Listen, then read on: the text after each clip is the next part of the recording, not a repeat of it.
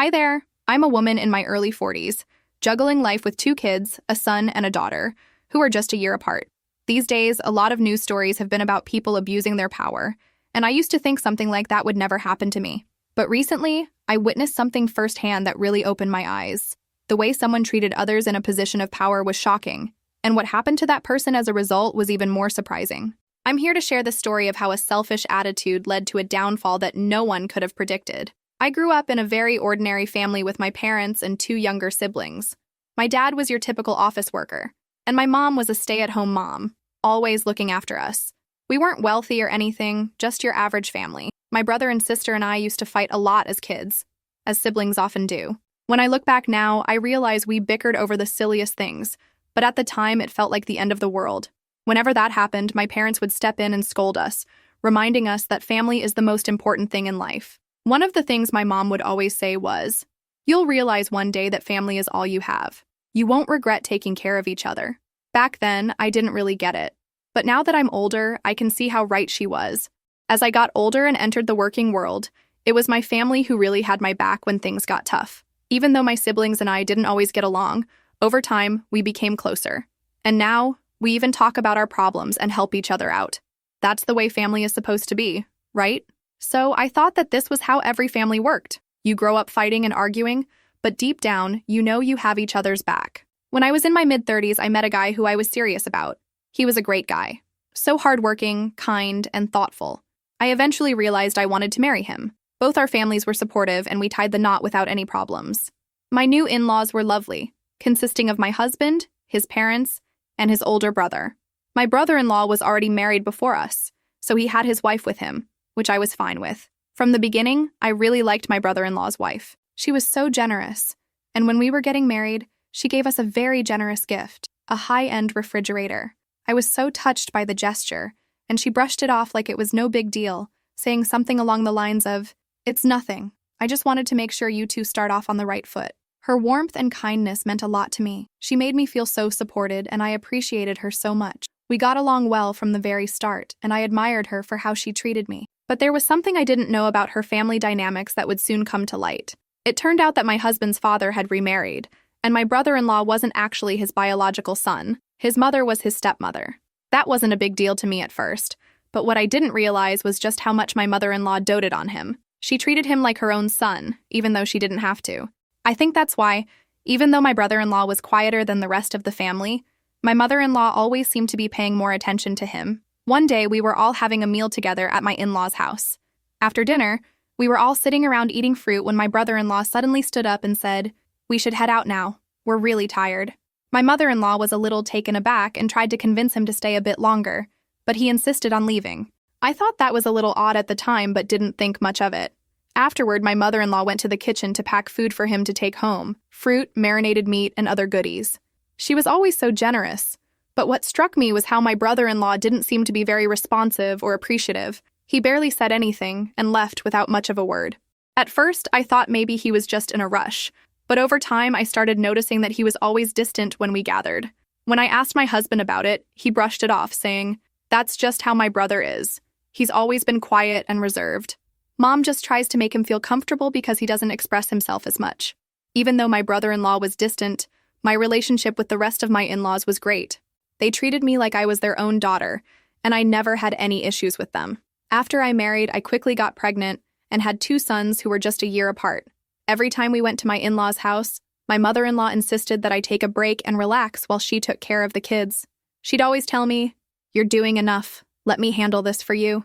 That was the kind of family I had, so loving and supportive. I never really thought about it much until something happened that would change everything. Life was good, and I couldn't complain. Every time I visited my in-laws, I felt like I was welcomed with open arms. My mother-in-law would constantly make sure I had everything I needed, even when I didn't ask for help. She was always there, ready to lend a hand. My father-in-law, who was a quiet man, was also always supportive. Despite being a bit more reserved, he had a strong presence in the family, and I appreciated his calm and steady demeanor. But as time went on, I started noticing a shift, a small change in the air. It all started when my brother-in-law's wife, the woman I had come to admire, began acting differently. She had always been kind and thoughtful, and I truly felt like we had a strong connection. However, after I had my first child, things started to feel off. She became colder, more distant. When I asked my husband about it, he shrugged it off, saying, "She's just busy, maybe she's dealing with her own stuff. Don't worry about it." I tried to ignore it, but over time I could see that the tension was building. My brother-in-law was still quiet, but he seemed to withdraw even further. It felt like a slow, quiet storm, and I couldn't shake the feeling that something wasn't quite right. There was a weird shift in the way my mother-in-law was treating me, too. It wasn't obvious, but I could sense it. She was still kind and caring, but I began to feel like she was treating me more like an outsider, rather than the family member she used to. And then, it happened. One day, I was invited to go to my in-laws' house for dinner. My husband and I were both busy with work and the kids, so we were running late. When we arrived, I noticed my brother-in-law's wife was acting especially distant. She didn't even greet me when I walked in. I thought that was strange, but I didn't make a big deal of it. Maybe she was tired or had something on her mind. But as the night went on, I couldn't help but feel like I was being ignored. Later in the evening, we all gathered in the living room to talk, but I noticed that my brother-in-law was barely participating in the conversation. He seemed to be lost in his thoughts, staring blankly ahead. I tried to engage him in conversation, but he gave short answers, barely making eye contact. It felt like he was avoiding everyone. I asked my husband about it, and he just said, "He's been like that for a while, just give him some space." It wasn't just him, though. The whole family dynamic seemed off. There was tension in the air, and it was palpable. I tried to brush it off, but I couldn't help but feel that things weren't as smooth as they used to be. The next day, I visited the family again, this time alone with the kids. My mother-in-law was as warm and loving as usual, but my brother-in-law's wife seemed more aloof than ever. At one point, when we were sitting around the kitchen table, my mother-in-law mentioned something about the family business. She talked about how well everything was going with their cafe, and how proud she was of her kids. She said that my brother-in-law had been working really hard to make the cafe a success. I tried to join in the conversation, but again, my brother-in-law didn't respond, and my sister-in-law seemed to be looking at me with a kind of cold indifference. I felt out of place, and I couldn't ignore the growing discomfort in my chest. Later, when my brother-in-law's wife and I were alone in the kitchen, she finally spoke up. "You know, I don't think you really get what's going on here," she said, her voice dripping with sarcasm. I was taken aback. "What do you mean?" I asked, genuinely confused. She sighed and crossed her arms. "You're new here, so you don't understand how things work in this family. You think it's all sunshine and rainbows, but there's a lot of tension behind the scenes. People aren't as happy as you think." I was speechless. I had no idea what she was talking about. I had always thought of my in-laws as a loving, supportive family. But now, hearing her words, it felt like I had been living in a fantasy. "Don't get too comfortable," she added with a smirk before walking away. I didn't know how to process what had just happened. I felt like I had been hit with a ton of bricks. My perception of my in-laws and the life I had built with my husband was suddenly shattered. I wanted to talk to my husband about it, but I didn't want to worry him. He already had so much on his plate with his job, and I didn't want to add to his stress. But deep down, I knew something was wrong. The tension in the family was growing, and I could feel it in every conversation, every glance. A few weeks later, my husband lost his job at the small company he worked for. The company had been struggling for a while, and eventually it couldn't stay afloat any longer. The sudden job loss was a huge blow for both of us. My husband was devastated. He felt like he had let everyone down, especially me and the kids. I tried to reassure him that everything would be fine, but the truth was, I was terrified. I knew it was going to be a tough road ahead. The financial strain was immediate. With my husband out of work, I had to figure out how to make ends meet.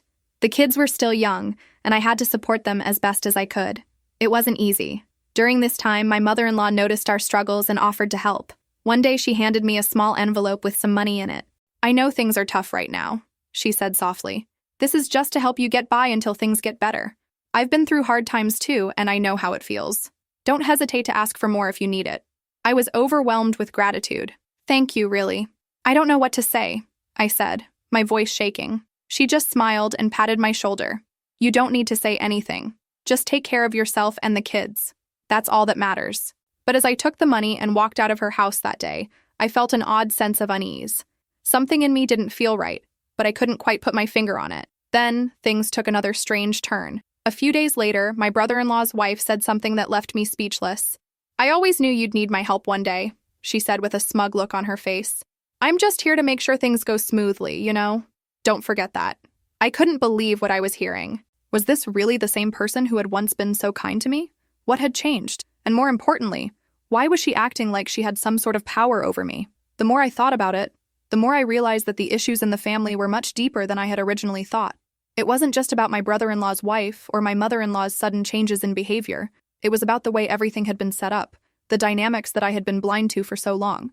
I had been trying so hard to fit into this family, but maybe I had been looking in the wrong direction all along. As the days went on, things only got more complicated. My husband's job search wasn't going well, and I felt like we were stuck in a constant cycle of stress. We'd been trying so hard to stay positive, but it was getting harder each day. I could see the worry in his eyes, and I hated that I couldn't do more to help him. On top of that, the tension in the family continued to build, especially with my brother-in-law's wife. Her behavior was becoming increasingly difficult to ignore. One day, my brother-in-law invited me to join him and his wife for a coffee at the cafe they ran together.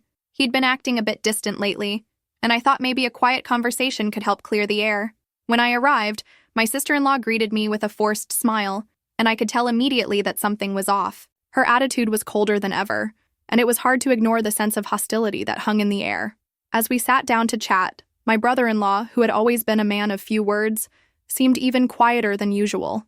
It felt like he was deliberately avoiding making eye contact with me. I tried to engage in conversation, but every time I spoke, he would just nod vaguely and look away. My sister-in-law, on the other hand, kept interrupting, making sarcastic comments that I couldn't quite make sense of. "You know, sometimes I wonder why you even bother," she said, her voice dripping with bitterness. "You don't really belong here, do you?" I was shocked. I couldn't believe the words that were coming out of her mouth. My heart sank, and I tried to brush it off with a nervous laugh. "What do you mean?" "I'm just trying to help out, to be part of the family," I said, not understanding why she would say something so harsh. She shrugged, looking at me like I was something beneath her. "Oh, I just think you're trying too hard. This isn't your world, you know?" I felt a wave of anger rising, but I held it in. I wasn't about to start an argument right there in the cafe. But her words stayed with me, eating away at me. It was clear now. She didn't see me as part of the family. She saw me as an outsider, someone who didn't belong. It stung more than I cared to admit, and I felt my insecurities creep up on me. Had I been wrong about everything? Was I truly not welcome in this family? The next few weeks were a blur. My husband's job search was still unsuccessful, and we were getting further and further into debt. My stress levels were through the roof, and I found myself constantly on edge. I tried to stay positive for the kids, but it was getting harder. The weight of it all was too much, and I didn't know how much longer I could keep pretending like everything was okay. One afternoon, I was at home, sitting on the couch trying to calm my nerves when I received a call from my mother-in-law. "Hey, honey, are you okay?" she asked, her voice filled with concern. I took a deep breath before answering. "I'm fine, just a little stressed out, but we'll get through it, you know?" There was a pause on the other end of the line. "I know it's tough right now, but I want you to remember something. No matter what happens, we're family. And that means something. We've always been there for each other, and we always will be." Her words were kind, but they didn't bring the comfort they once had. I felt so disconnected from everything, especially from her. I was beginning to realize that the family I thought I had wasn't as perfect as I'd believed. There was something beneath the surface that I couldn't ignore anymore. Later that week, my brother-in-law's wife made another attempt to speak to me. This time, she was alone at the cafe, and I wasn't sure what to expect. She approached me with a strangely soft expression on her face, but I couldn't shake the feeling that there was an ulterior motive behind it. "Listen, I just wanted to apologize for what I said the other day," she began. "I didn't mean to hurt your feelings. I was just frustrated, you know? Things have been hard for me too." I was taken aback. Her apology seemed sincere, but I couldn't help but feel skeptical. It was hard to trust her at this point, considering everything that had happened. Still, I decided to play along. "It's fine. I understand things have been tough, but you don't have to treat me like that." She sighed and looked around the cafe, as if searching for the right words. I know, but sometimes it feels like people here just don't get me. I'm not like the others, and I've been trying so hard to fit in, but it's hard when everyone is so perfect. I don't know how to explain it. I didn't know how to respond. I had my own struggles, my own frustrations, but I had never acted out like she had. It was clear to me now that her insecurities were driving a lot of her actions, and I felt a small pang of sympathy for her. But at the same time, I couldn't just let her walk all over me. "I get it," I said carefully, trying to keep the peace. "But that doesn't give you the right to treat me or anyone else poorly. We all have our own struggles, but that doesn't mean we have to bring each other down." Her expression softened a little, and for a moment, it seemed like she understood. "You're right. I've been so caught up in my own issues that I didn't stop to think about how I was making others feel. I'm sorry for that." I nodded, though I still wasn't sure if I fully believed her. I wanted to believe that things could be better, that we could all work through our issues. But deep down, I couldn't shake the feeling that there was something more going on, something I hadn't yet figured out. Over the next few weeks, I continued to feel the pressure building. My brother-in-law's wife seemed to soften a little, but the tension was still there. And then, out of nowhere, my husband's job search took a sudden turn. He got an offer from a new company, one that seemed promising. I couldn't believe it. For the first time in months, it felt like things were finally starting to look up. But just as quickly as the hope came, the reality of everything hit me all over again. The issues in my family weren't going to disappear, just because we had some good news. There were still unresolved tensions, old wounds that hadn't healed, and a level of discomfort that I couldn't ignore. My brother-in-law's wife was still a problem, and despite her apology, I couldn't shake the feeling that things would never go back to the way they were. Just when I thought things were starting to settle down, new problems arose. My husband's new job was a relief, but the strain from the past months hadn't disappeared. The pressure had been building for so long, and even though things were looking up financially, the emotional toll was still there. I was physically and mentally exhausted, and it felt like I was carrying the weight of the world on my shoulders. I thought that maybe, just maybe, things with my brother-in-law's wife would get better now that we had this glimmer of hope. But instead of moving forward, we were stuck in this never-ending cycle of tension. It was clear that she was still harboring resentment, and no matter how many times she apologized or tried to make amends, it felt like things just wouldn't get better. One afternoon, I went to visit my in-laws again. I hadn't been over in a while since I was focused on adjusting to our new life with my husband's job change. As soon as I arrived, I could feel the unease in the air. It wasn't just me. Everyone seemed a little on edge. My mother-in-law was her usual self, warm and welcoming, but even she couldn't hide the sense of discomfort in the room. My brother-in-law's wife wasn't there, which immediately made me feel uneasy. I couldn't help but wonder what was going on. When I sat down to talk to my mother-in-law, she leaned in and whispered, "You've been doing so well lately. I know it's been hard, but I just wanted to remind you that we're here for you. Don't forget that, okay?" Her words were kind, but I couldn't shake the feeling that there was something she wasn't telling me. My brother-in-law, who had always been quiet, was unusually absent as well. It felt like the whole family was avoiding me, and it made my heart ache. What had happened to the family dynamic I had once felt so connected to? Later that evening, when everyone was sitting down for dinner, my brother-in-law's wife finally arrived. She didn't say much when she entered the room, and when she sat down, she barely acknowledged me. I tried to make small talk, but she gave me cold, one-word responses. It was like the apology she had given me weeks ago had never happened. My heart sank as I realized that no matter how hard I tried, she was never going to accept me fully into the family. As the night went on, things took a turn for the worse. My brother-in-law's wife started making snide remarks under her breath, almost as if she was trying to provoke me. At first, I tried to ignore it, but when she made a cutting comment about how some people don't know when to stop pushing, I couldn't hold it in anymore. My temper flared, and I finally snapped. "Stop it," I said, my voice shaking. "You don't get to keep treating me like this. I'm not the problem here. If you have an issue with me, we can talk about it. But I'm not going to sit here and take your passive-aggressive behavior anymore." Her face turned red, and for a brief moment, I thought she might say something, but she just shot me a glare and looked away. The room fell silent, and I could feel everyone's eyes on me. I didn't care. I had had enough. Later that night, after everyone had left, I couldn't shake the feeling of anger and frustration. I had always prided myself on being patient, on trying to keep the peace. But now I realized that sometimes peace isn't worth it when it means compromising your own dignity. I was done being the peacemaker in a family that didn't want peace. The next few days were full of silence. My brother-in-law's wife didn't reach out to apologize, and my mother-in-law was oddly distant. I tried to keep things normal with my husband, but I could tell that the tension was weighing on him too. He wasn't talking about it, but I could see it in his eyes. The same look of helplessness that I had been feeling for months. It was becoming clear that no matter what happened, my relationship with my brother-in-law's wife would never be the same. She had made it clear that she didn't want me to be a part of this family, and nothing I did could change that. The idea of leaving was starting to cross my mind more and more, but I didn't want to tear the family apart. I still loved my husband, and I wanted to be there for him, but I didn't know how much longer I could keep pretending that everything was okay when it wasn't. Then, everything took a dramatic turn. One evening, my husband came home looking more defeated than I had ever seen him. He sat down at the kitchen table, his head in his hands. I could tell something was wrong, but I didn't want to ask right away. After a long pause, he finally looked up at me. "Something happened at work today," he said, his voice heavy with exhaustion. "I don't think I can do this anymore. I feel like I'm failing you." I was immediately concerned. "What happened? Did someone say something to you?" He shook his head. "It's not that. It's just..." The pressure is too much. I've been trying so hard to keep everything together, but I don't think I can anymore. I'm not sure I'm cut out for this job, for all of this.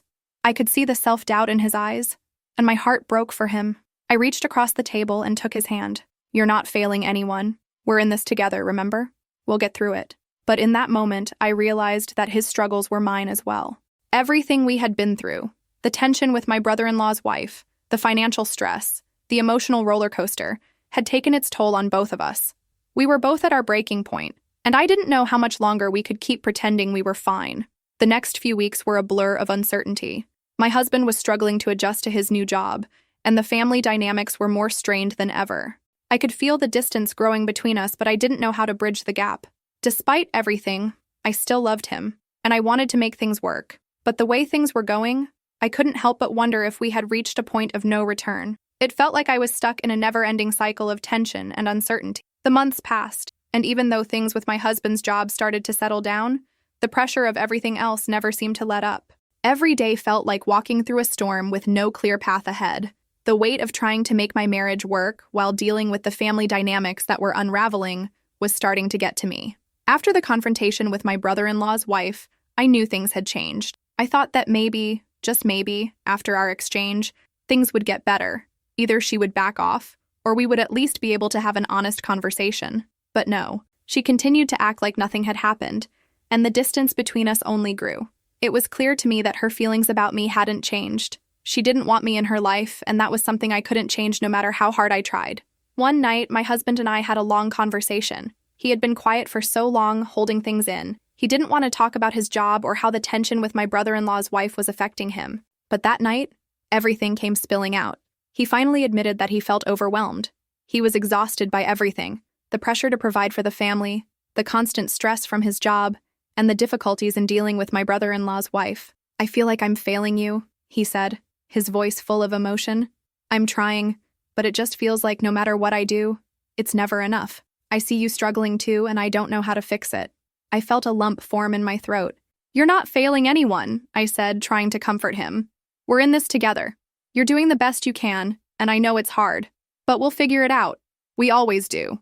He nodded, but didn't seem convinced. His face was tired, and I could see the weight of everything he was carrying. For the first time, I realized that I hadn't been giving him the support he needed either.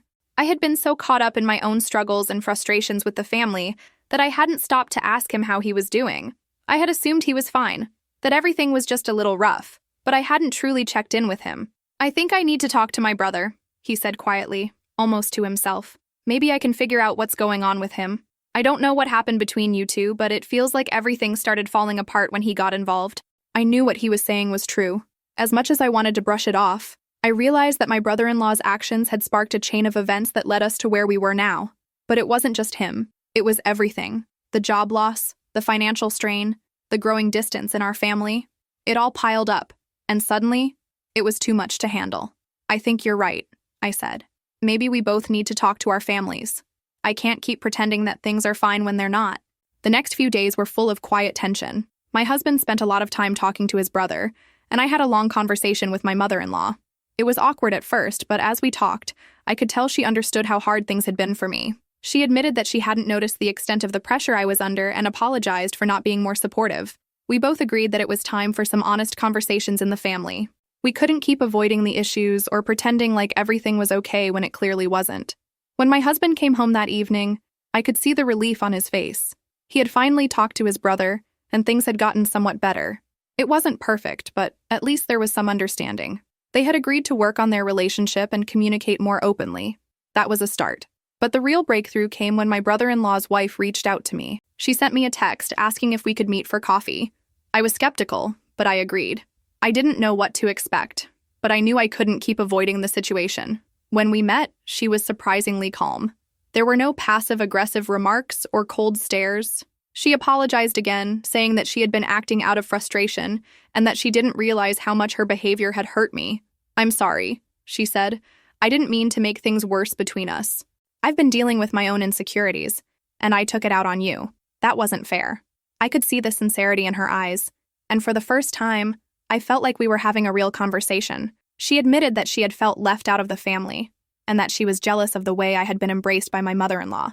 It wasn't an excuse for her actions, but I could understand where she was coming from. I told her that I wasn't trying to take anyone's place, but I didn't want to keep being treated like an outsider. I just want to be part of this family, I said. But it has to be a two-way street. She nodded, and we agreed to start fresh. It wasn't going to be easy, but I was willing to try. For the sake of my husband and our future, I knew I had to make an effort. It felt like a weight had been lifted off my shoulders, and for the first time in a long time, I felt hopeful. A few weeks later, things started to improve. My husband was doing better at his new job, and we were slowly getting back on track financially. My brother-in-law's wife and I were working on rebuilding our relationship, and although it was still a little awkward, it felt like things were starting to heal. I was more connected to my in-laws than I had been in months, and I finally felt like I was truly part of the family. But even as things started to improve, I couldn't forget the lessons I had learned during this difficult time. Family dynamics are complicated, and no matter how hard you try, you can't control how other people behave. What you can control is how you respond. In the end, it's not about avoiding conflict or pretending everything is fine. It's about having the courage to face the hard truths and work through them, even when it's uncomfortable. As for me, I realized that I didn't have to be perfect. I didn't have to be the glue that held everything together. All I had to do was be honest with myself and the people I loved. That, in the end, was enough. As time passed, things with my in-laws slowly returned to some form of normalcy. It wasn't perfect, and there were still awkward moments, but it felt like we were all finally learning how to communicate openly and honestly. My brother-in-law and his wife had worked out their differences, and though things weren't ideal, there was a mutual understanding that hadn't existed before. My husband and I also began to regain our footing. With his new job, the financial pressure that had weighed so heavily on us for months started to lift, and we were finally able to breathe again. It wasn't an instant fix, but little by little we were getting back to a more stable place. Our relationship was growing stronger too, as we learned to support each other in new ways. I could see the relief on his face, and that made me feel like we were on the right path. Even though everything wasn't perfect, I started to realize that the most important thing was that we were facing our challenges together. The family tensions, the struggles at work, the financial stress, these things didn't define us. What mattered was how we handled them, how we learned from them, and how we grew stronger as a family. During this time, I also grew more comfortable with the idea that it was okay to let go of certain expectations. For a long time, I had tried so hard to fit into a mold of what I thought was the perfect family dynamic. I wanted to be accepted, to be loved and appreciated by everyone, but I realized that no matter how much I tried, I couldn't control how others felt or acted. What I could control was my response, and that was what ultimately mattered. It was a liberating realization. I didn't have to be the peacemaker or the one who kept everything together. I could just be myself. I could be vulnerable, express my frustrations, and allow myself to make mistakes. That was something I had never really allowed myself to do before, but I was finally starting to embrace it. There were still moments of tension and misunderstandings, of course, but those moments didn't feel as overwhelming anymore. I had learned that conflict didn't have to be something to fear or avoid. It was a natural part of any relationship, and as long as we were willing to face it and work through it together, it didn't have to tear us apart. The hardest part of all this, I realized, was that we had to stop pretending everything was okay when it wasn't. There was a lot of pain, a lot of unresolved emotions, and a lot of things left unsaid. But by finally facing those issues, we were able to start healing. It wasn't about being perfect. It was about being real and being willing to move forward, no matter how messy things got. As for my relationship with my brother-in-law's wife, it remained a work in progress. We had good days and bad days, but I could tell that we were both trying. I didn't expect us to become best friends overnight, but we were getting there, one step at a time. That was all I could ask for. I realized that not all relationships would be perfect, but that didn't mean they couldn't be meaningful. At the end of the day, I knew that the challenges we had faced had brought us closer in unexpected ways.